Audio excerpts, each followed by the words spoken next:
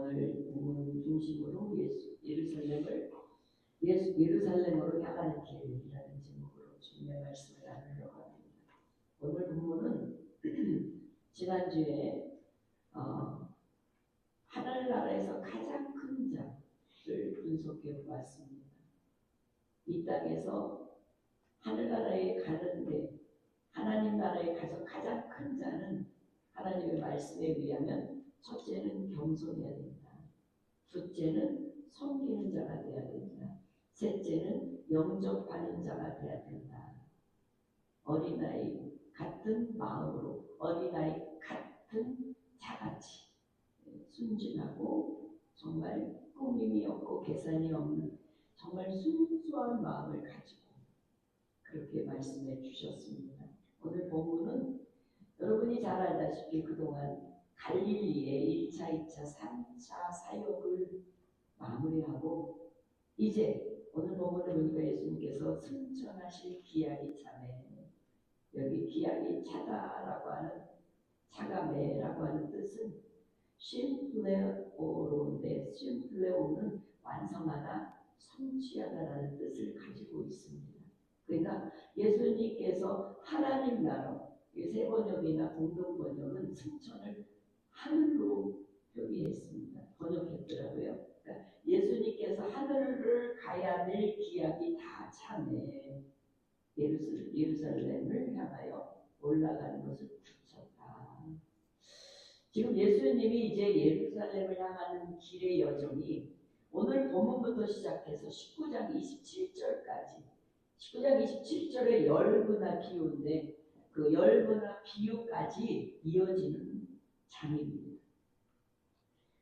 그래서 오늘 이 51장에 하나님의 아들로서 자신이 죽을 날을 점점 가까워오고 있다는 사실을 알고 계신다는 사실입니다. 왜냐하면 그분은 전지전능하신 분이에요. 그분이 어떤 것들을 모르는 것이 하나도 없어요. 그래서 자신이 하늘에 가야 할 기약이 다 찼다는 사실도 알고 있다는 거예요. 그래서 예수님은 이 땅에 다 이런 것들을 알고 오신 까닭이기 때문에 예수님이 이 땅에 오신 목적을 너무나도 잘 알고 계세요.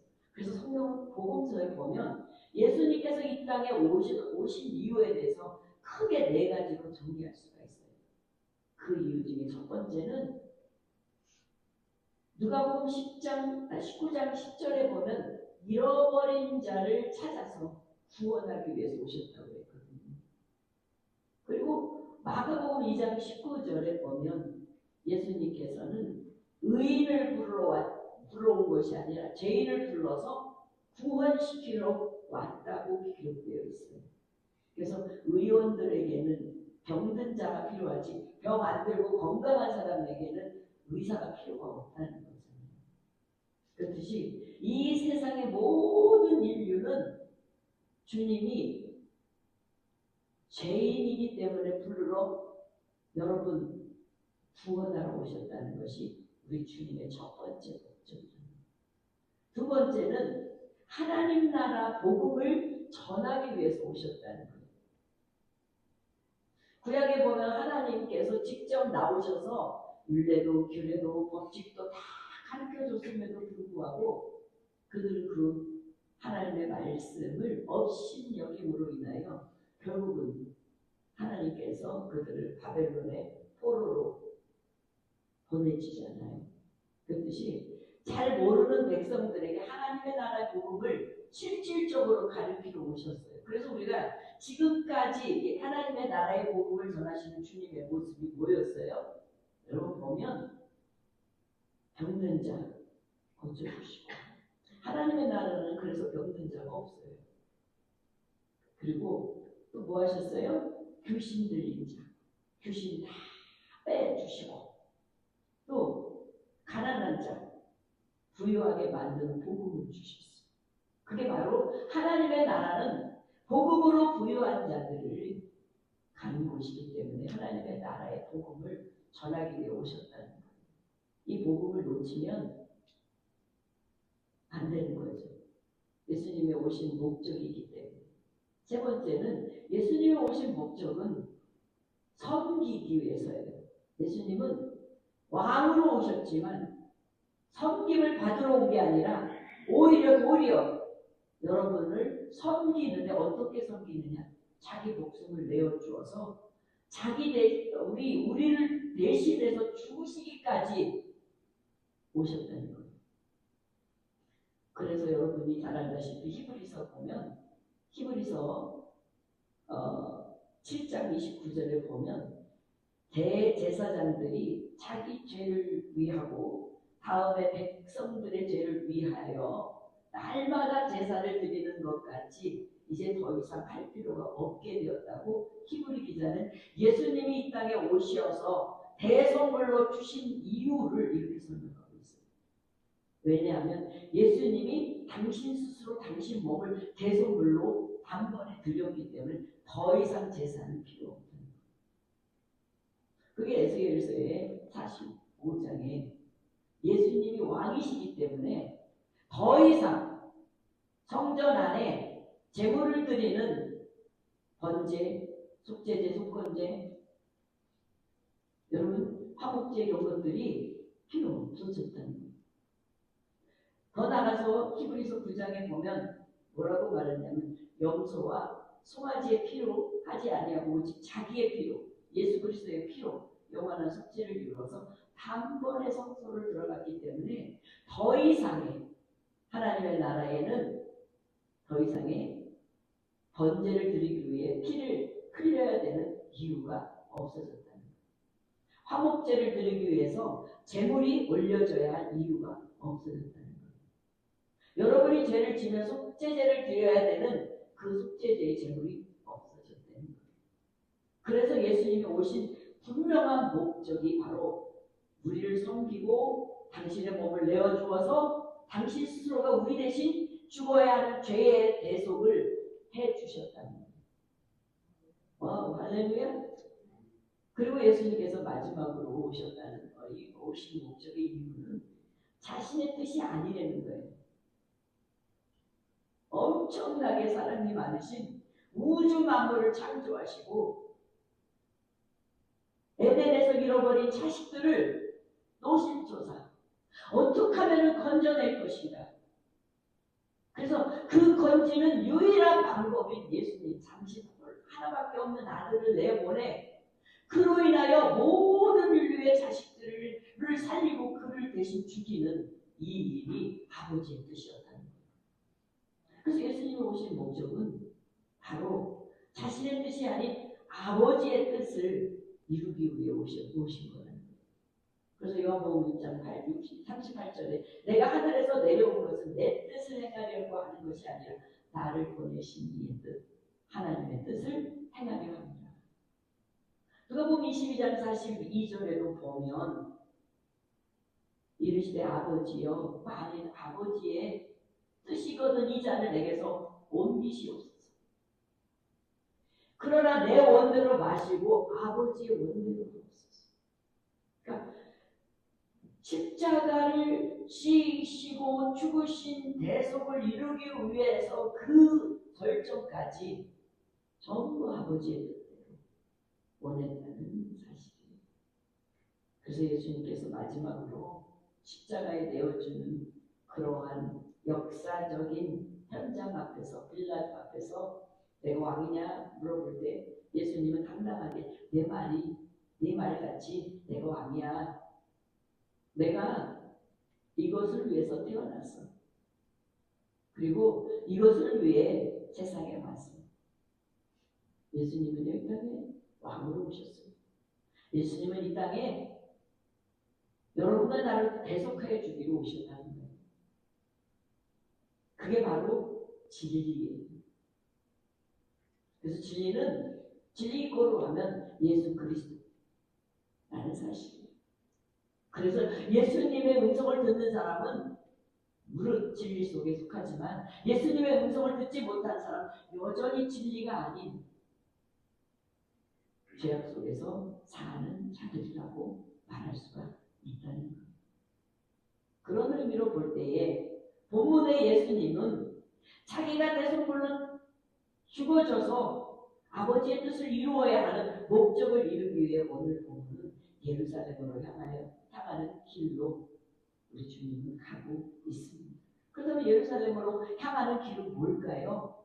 바로 죽음의 길이에요. 고난의 길이에요. 그리고 하나님의 뜻에 순종하는 길이에요.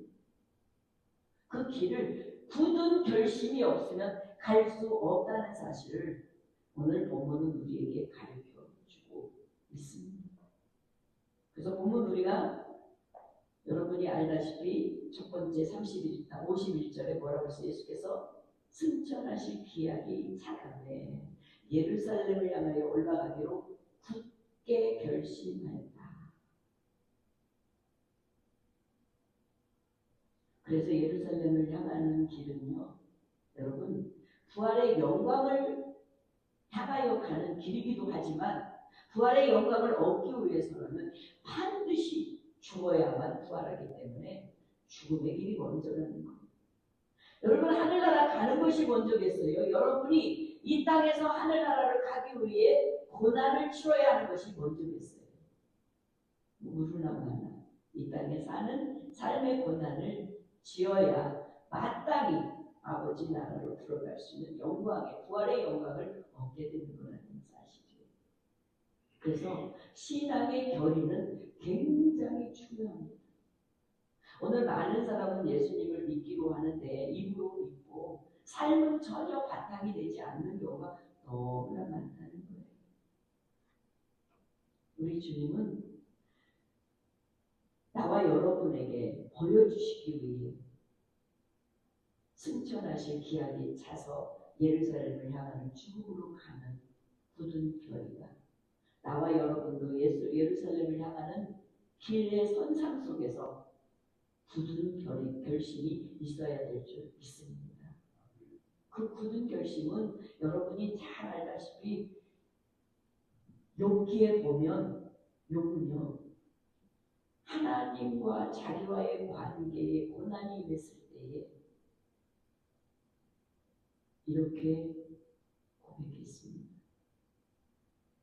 욥이 일어나 겉옷을 찢고 머리털을 밀고 땅에 엎드려 예배하며 이르되 내가 모태에서 알몸으로 나왔은즉 또한 알몸으로 그리로 돌아올지나 주신 이도 여호와요 거두어 가신 이도 여호와시니 그 여호와 이름을 찬양한다 라고 예배자로 자기의 신앙의 굳은 결의로 고백했습니다. 주신 자도 여호와 거두어 가시는 이도 여호와. 오늘 여러분과 내가 신앙의 결의 속에 내가 좋을 때는 우리 아버지, 나쁠 때는 우리 아버지 아니야. 이런 고백을 혹시 하십니까? 사랑하는 성도 여러분, 우리는 절대 신앙의 결이라고 하는 것은 주님이 예루살렘을 향하여 가는 길이 죽음의 길인 걸 알면서도 가셨듯이 내가 이 현실에 고통이 있다 할지라도 내가 현실에 즐거움이 있다 할지라도 주님 따르는 길에 흐트러짐이 없는 결의가 절대적으로 필요하다는 사실을 믿으시길 바랍니다. 다니엘도 비록 포로로 잡혀서 정말 인생이 하루아침에 왕족에서 대접받고 왕족에서 살다가 가장 미천한 바벨론 왕의 가장 미천한 그 왕을 도와주고 그리고 왕을 섬겨야 되는 자리로 떨어졌을 때에 그는 그 이방 세계의 뜻을 이방 세계 속에서 절대 하나님을 이제 저버리지 않겠다는 굳은 결의를 한 것이 뭐냐면 바로 뜻을 정한 것이었습니다. 그곳에서 주는 왕의 음식이나 그곳에서 주는 왕이 마시던 포도주를 자기는 더럽히지 않겠다는 거예요. 그래서 담대하게 감히 황관장에게 자기를 그렇게 할 수 있게 달라고 간청을 하는 모습입니다. 그저께가 우연찮게 새롭게 하소서에 누구죠? 김종찬 가수가 있더라고요. 근데 저는 잘 모르는데 김종찬 가수가 그 새롭게 하소서 나와서 간증을 하는데 제가 깜짝 놀랐어요. 그거를 제가 다시 보게 되더라고요. 그분은 자기가 가수잖아요. 가수였잖아요. 주님을 만나 목사가 되고 난 다음에 목회하는데 너무 어렵잖아요. 자기 가수를 한번 몇 군데만 뛰면 자기가 사람이 받는 것보다 몇 배 받는데 그 유혹을 철저하게 뜻을 정하여 물리쳤다는 사실을 듣고 나서 그분 얼굴 제가 다시 봤어요. 여러분 그게 쉽지 않아요. 네?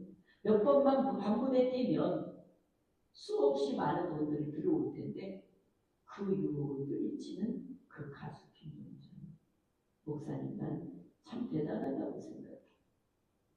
그것뿐만 아니라 지금까지 초대해도 절대 유행가를 부르지 않는다고 하십니다. 그거 왜냐하면 자기가 유행가 한 번 부르면 저 목사는 유행가 목사야 라고 할 게 두렵고, 또 하나님은 이쪽 가면 유행가 부르고 저쪽 가면 복음 전하는 이러한 뜻이 정하지 않는 그런 삶을 보여주는 것이 하나님의 영광을 가린다고 생각하는 이분의 고백에 저는 깜짝 놀랐어요. 바로 뜻을 정한다는 것은 바로 이런 거예요. 우리가 그리스도인으로 산다는 것은 바로 이런 거라고. 내가 주님이 내 안에 계시고 내가 주님 안에 있는데 여러분의 행동이 아무렇게나 한다면 그 자체가 하나님을 영화롭게 존중하는 게 아니라 하나님을 가장 칩하게 만드는 나로 인해 그렇게 하나님을 취급하게 만드는 일이란다. 우리 가끔 그런 얘기 하잖아요. 제가 어렸을 때, 아니 청년 때 순복음교회를 가끔 갔어요. 순복음교회 가면 그 교회가 굉장히 크잖아요. 여의도에. 그 많은 의자를 들어가서 앉으면 되는데 권사님 자리, 집사님 자리 다 거기다가 성경책 하나씩 다 놓고 오는 사람 못 앉게 그런 모습을 보면서 어린 마음에 우리가 예수 믿는다고 하면서 이게 과연 맞을까? 고민한 적이 있었어요. 새로 오신 성도들이 그런 모습을 보고 예수님을 어떻게 생각하실까? 사도 바울은 사도행전 21장에 보면 자기를 마중 나오러 온 에베소 교회 장로들에게 가지 말라고 그렇지만 울면서 오히려 여러분 가지 말라고 하는 여러분을 인하여 내 마음이 상했습니다. 나는 예수님의 이름을 위하여 결박 당해도 갑니다. 내가 예수님의 이름을 위하여 예루살렘에서 죽어도 나는 갑니다. 이것이 그리스도인의 뭐예요? 자기 정체성입니다. 이것이 없으면 우리의 신앙은 아무리 여러분 성경을 수백 번 읽었다 할지라도 여러분 하늘나라 갔다 왔지라도 여러분의 삶의 변화는 연결시키지 못한다는 거예요. 여러분이 잘 알다시피 사도 요한의 마지막 제자 폴리카는 AD 155년경에 로마 황제 숭배를 거절했어요. 그는 로마 황제 숭배를 거절하면서 예수는 나의 주님이시라 라고 고백하여서 체포당했습니다. 황제가 워낙 인품이 좋은 그 지역에 알려진 이 폴리카에게 회의를 했습니다. 살려주겠다고. 황제의 제안을 그는 이렇게 고백했습니다. 내가 지금 86세인데 86세까지 나는 그분을 섬겨왔다. 근데 그분은 나를 한 번도 모르신다고 한 적이 없다. 근데 내가 어찌 나의 왕이시고 구주이신 그리스도를 모독할 수 있겠느냐. 당당히 나를 죽여놨네. 근데 놀랍게도 화형을 시키는데 이분은 화형시키는 그 사람에게 자기를 틀에 묶지 말라고 했다. 자기가 끝까지 견디겠다. 주님의 주시는 힘으로. 근데 서 있었는데 그분이 화형을 시켰는데 죽지 않았다.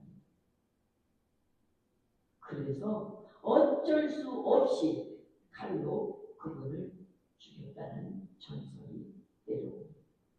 사랑하는 성도 여러분, 우리의 믿음이 이렇게 견고한지, 우리의 믿음이 어떤 것도 타협하지 않는 신실한 믿음인지, 여러분 오늘 이 본문을 통해서 여러분이 깊이 묵상하며 결단하는 시간 되기를 주의 이름으로 축원합니다. 주님은 우리에게 이렇게 말씀하셨습니다. 예수께서 이르시되 손에 쟁기를 잡고 뒤를 돌아보는 자는 하나님 나라에 합당하지 아니하다. 그래서 요한계시록에 가면 하나님의 나라를 들어갈 사람은 예수 그리스도의 말씀을 가지고 인내하는 자가 들어간다고 기록되어 있습니다. 장로님도 여러분, 여러분과 나는 지금 예수님처럼 예루살렘으로 향하는 길이 선상에 있습니다. 주님은 이 예루살렘을 향하는 길의 선상에서 본문 52절 53절 이런 일이 일어납니다. 제자들에게 앞서서 예수님의 앞서서 보냅니다. 그래서 제자들은 예수님이 보내신 것은 사마리아에 가서 마을에 가서 이제 방도 준비하고 이제 가시는 길도 이제 여러 가지 살펴보려고 들어갔다가 사마리아 사람들이 받아들이기를 원치 않으셨습니다. 여기서 영접하다라고 하는 테코마이라고 하는 뜻은 기꺼이 받아들이다, 환대하다, 진심으로 맞아들이다는 부정, 과거, 중간태입니다. 그러니까 단순히 개인적인 감정이나 오해 때문이 아니라 철저하게 그냥 아무 의미 없이 그냥 받아들이는 영접인데 이것을 못한 거였다는 사실입니다. 거부했다는 것입니다. 그것도 아주 내적으로 외적인 강한 부정으로 그렇게 거부했다는 겁니다. 왜 이들이 거절했을까요? 왜 사마리아 사람들이 왜 예수님을 거절했을까요?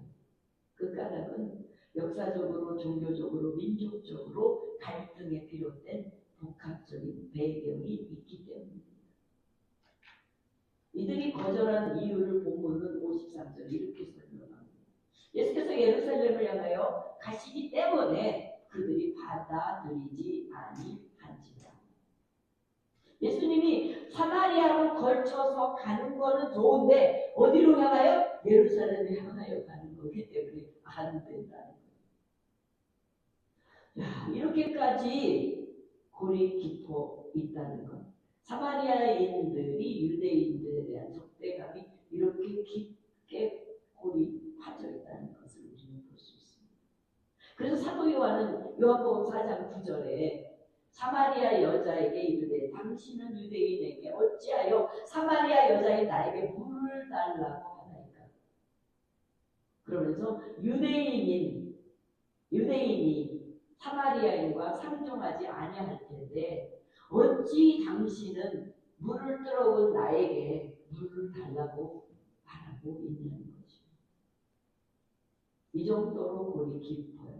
이렇게까지 골이 깊게 적대감을 갖고 있는 이유가 뭘까요? 성경은 말하기를 열왕기하에 보면 열왕기 17장 이하에 보면 사마리아인들이 북이스라엘 멸망한 후에, 여러분 원래 사마리아인과 유대인은 한 족속이에요. 12지파의 같은 족속이란 말이에요. 그런데 그 중에 유다와 베냐민 지파만 남유다와 그리고 나머지 10지파는 북유다로 어디서부터 갈라졌냐면 솔로몬의 아들 르호보암으로부터 갈라졌어요. 왜냐하면 르호보암이 아버지 솔로몬이 너무나 성전을 짓고 뭐하느라고 너무나 노력하는데 힘이 들었던 거예요.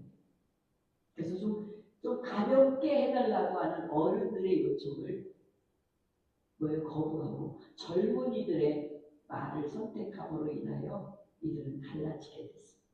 그래서 남쪽은 유다와 베냐민 지파. 나머지 10지파는 바로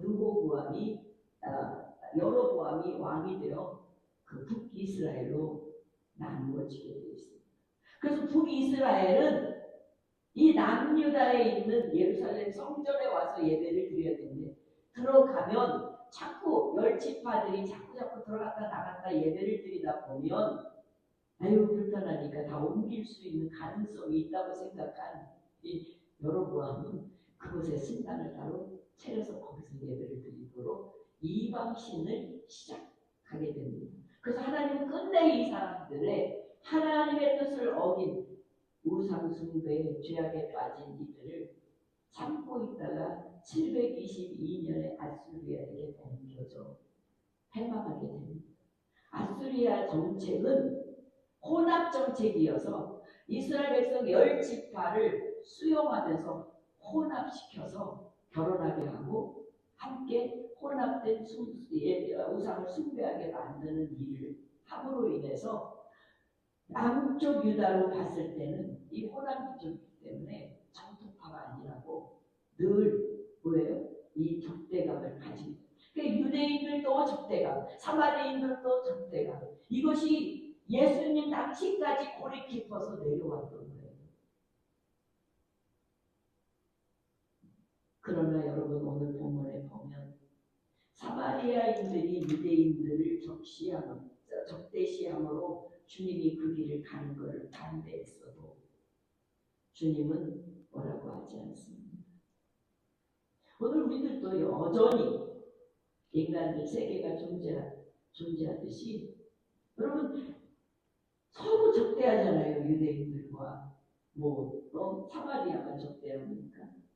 오늘날 한국과 일본도 적대, 이스라엘과 팔레스틴도 적대, 한국과 북한도 적대시고, 캐톨릭과 기독교와 갈등이 적대감으로 점점 골만 깊어가지고 하나 될 수 있는 가능성이 있겠어요? 그러니까 지금이나 그때나 이런 상황에서 예수님은 어떠한 모습을 취하시는지 본문 54절은 이렇게 설명하고 있습니다. 제자 야고보와 요한이 이를 보고 이르되 주여 우리가 불을 명하여 하늘로부터 내려 저들을 멸하라 하기를 원하십니까? 제자들은요 이런 모습을 보고 화가 났습니다. 아니 예수님이 어떤 분인데, 아니 우리 주님이 우리가 섬기고 우리가 따라다니는 이 주님이 어떤 분인데 모르는 거 없이 모든 질병도 다 치유하시고 어떤 것도 가로막히는 거 하나도 없이 다 이루시는데 어떻게 감히 저들이 이럴까? 그래서 이들은 예수님을 거부하는 마을 사람들을 향해서 불이 내려와서 하늘에 자기들이 뭐라고 불을 명한대요. 이게 불을 명하여 하늘로부터 내려와 저들을 멸하게 하기를 원하나이까? 주님한테 주님 보고 하나님이 아니면 자기들이 너무 웃기죠. 예. 그러니까 이거 어디서 들은 거야 분명히. 근데 누가복음 9장 5절에 보면 예수님께서 뭐라고 그러셨어요? 너희가 복음을 전하러 이렇게 내보내면서 너희들이 복음을 전할 때 영접하지 아니하는 사람이 있거든. 그 성을 떠날 때에 너희 발에 먼지를 탁탁 털고 그들에게 증거 삼으라고 그랬지. 뭐라고 그래서 심판하라고 한 거 아닌데.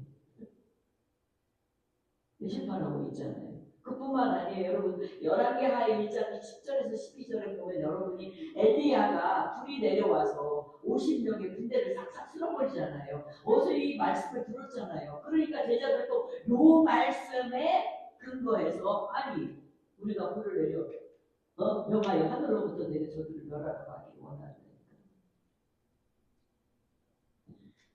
여러분이 잘 알다시피 이 열왕기하 1장 10절에서 12절은요. 아시아 왕이 병이 걸렸을 때 하나님께 묻지 않고 누구한테 물었어요? 에그론이라고 하는 바알세불 그에게 물었어요. 그러니까 왕은 하나님이 그 엘리야를 보내서 왕을 책망하셨어요. 그랬더니 엘리야가 하나님의 말씀을 전한 후에 피하여 산에 머물렀거든요. 그 왕이 엘리야를 체포하기 위해서 군대를 보내 한 사람을 체포하기 위해서 50명씩. 그러니까 하나님께서 이 50명씩을 불러 태우셨거든요. 근데 나중에 알다시피 이들 순종하고 납작 엎드린 자들은 나중에 짐을 나가는 모습을 보게 됩니다. 물론 이들이 예수님을 사랑하고 예수님을 향한 믿음의 열정이 커서 하나님을 사랑하는 열심이 커서 그럴 수도 있었어요. 그러나 요한복음 3장 17절에 보면 하나님은 그 아들을 세상에 보내신 것은 세상을 심판하러 하신 게 아니라 구원하러 보내셨기 때문에 주님은 그 요구를 받아들이지 않으셨습니다. 오히려 주님은 심판보다는 자비를, 멸망보다는 구원을 원하셨습니다. 우리 또한 때때로 신앙의 이름으로 사람을 정죄하려고 할 때가 있습니다. 그리고 참 그리스도인들의 주님의 성품, 그 온유와 자비, 인내, 이런 마음이 아닌 오히려 우리가 심판을, 정죄를 앞서를 넘고 있습니다. 그러나 사랑하는 팬들, 우리 주님은 심판보다는 자비를, 멸망보다는 모두를 구원을 얻기 위한 관용을 선택하셨다는 거예요. 그래서 오늘 보면 55절, 56절은 주님은 이런 제자들을 꾸짖으시고 맞서 싸우지 않으시고 함께 다른 길로, 다른 마을로 가는 길을 선택하셨다는 거예요. 그 길이 길고 험해도 불편함이 많다고 해도 양보가 아닌 아버지께서 주신 사명의 길에 주님은 집중해 걸어갔다는 사실이에요. 지도를 보니까 사마리아를 통해서 예루살렘에 가는 길은 3일이면 가더라고요. 그런데 반대로 이렇게 돌아서 오려면, 양쪽에 돌아서 오려면 더 배가 걸리는 길이었어요. 짧은 길을 놔두고 멀리 돌아서도 주님 그 길을 선택한 이유는 그들의 생명을 구원하기 위해 오신 주님으로서는 그들의 생명을 구원하기 위한 간절한 믿음이 있었기 때문에 그렇게 하셨다는 거예요. 그래서 나중에 사도행전에 보면, 사도행전 8장 4절 6절에 보면 이들은 여러분이 잘 알다시피 스데반의 죽음으로 인하여, 순교로 인하여 12 제자들이 예루살렘을 보냈다가 다 흩어지는 바람에 사마리아, 빌립은 사마리아 성에 내려가 그리스도를 백성에게 전파하게. 그리고 이것으로 끝나는 게 아니라 이 전파한 이 말씀을 사마리아 사람들도 받아요. 그래서 베드로는 이 말씀을, 사마리아 사람들도 하나님의 말씀을, 예수님의 말씀을 받았다는 소식을 듣고 이들을 성령 받기 위해 기도까지 해줍니다. 만약에 이때 예수님께서 사마리아 사람들이 못 오겠더라도 하늘에서 이 제자들처럼 불이 내려와 저들을 멸한다고 한다면 사마리아는 영영 구원받지 못한 백성이 되지 않으셨을까요? 바로 주님은 미래를, 한 영혼을 구원하기 위해 오늘을 인내하며 비록 불편한 길이라도 참고 걸어간다는 겁니다. 우리는 오늘 어떻습니까? 한 영혼을 구원하기 위해 여러분과 나를 주님이 부르셨는데, 부르신 여러분과 나는 한 영혼을 살리는 것보다도 오히려 정죄하고 심판하고 따져서 그 영혼이 상처를 받고 아주 영영 하나님을 만나지 못하게 하는 일들이 혹시 있지 않겠습니까? 하나님 그걸 원하신다고요?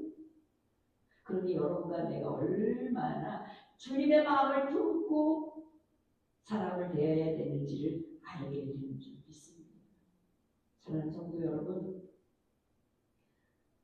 우리 주님께서 예루살렘을 향하여 가는 길에 어떤 삶을, 어떤 모습을 살라고 우리에게 보여주는 영적인 적용점이 있다고 보시겠습니까?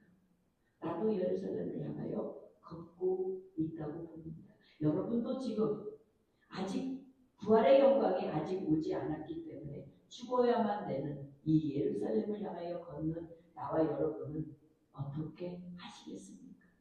예수님처럼 사명을 향해 흔들리지 마시길 주의 이름으로 축원합니다. 주신 사명은 죽을 때까지 감당해야 할 사명이지, 내가 이 정도 했으면 됐다 라고 하는 사명이 절대 아니라는 걸 기억하시기 바랍니다. 두 번째는 이 거절 속에서 내가 그 길을 갈 수 있는데 못 가게 하는 그 거절 속에서 미움보다는 사랑을 선택하는, 그리고 심판이나 정죄를 선택하기보다는 용서와 인내를 선택하는 그런 마음으로 주님을 향하여 가는 여러분과 내가 되기를 주의 이름으로 축원합니다. 또 여러분, 우리가 가는 길이 그리스도인이 되어서 영화의 그 영광을 얻을 때까지 우리의 길은 그다지 쉬운 길이 아닙니다.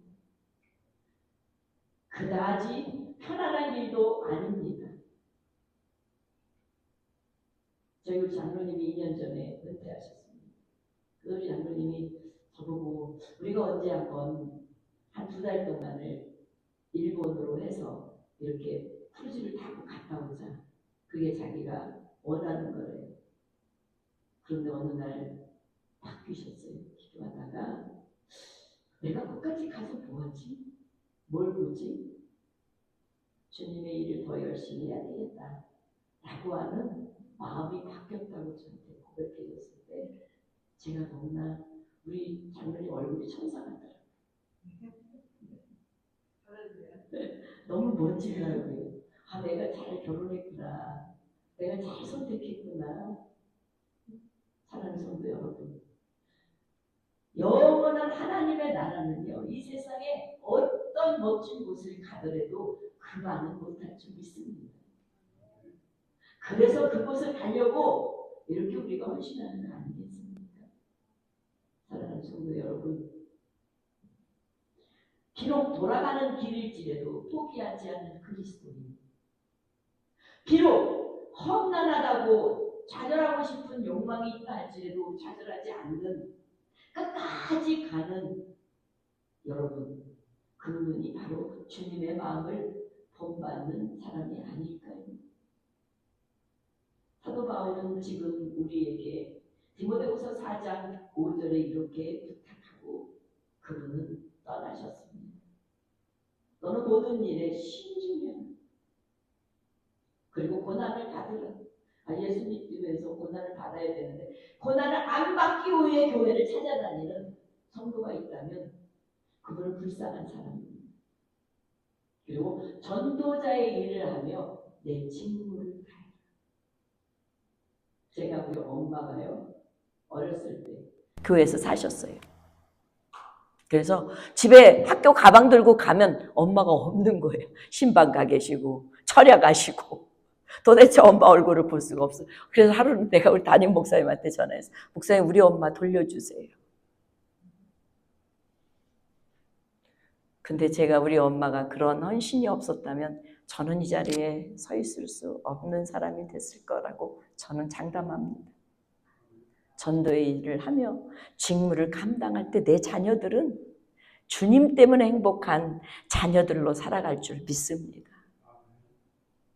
사도 바울은 빌립보서에서 이렇게 권하고 있습니다. 마지막으로 형제들아, 나는 아직 내가 잡은 줄로 여기지 아니하고 오직 한 일, 즉 뒤에 있는 거 다 잊어버리고 앞에 있는 거 잡으려는데 그 앞에 있는 잡의 표대를 향하여 그리스도 예수 안에 하나님 위에서 부르신 그 부름의 상을 위하여 달려간다. 아직 못 받았다고 그랬어요. 우리도 아직 못 받았어요. 그래서 그 부르심의 상이 무엇인지 가서 궁금하잖아요. 끝까지 가서 다 받고 여러분과 내가 행복한 얼굴로 그날 만나는 주님의 마음을 본받는 여러분과 내가 되기를 주의 이름으로 축원하겠습니다.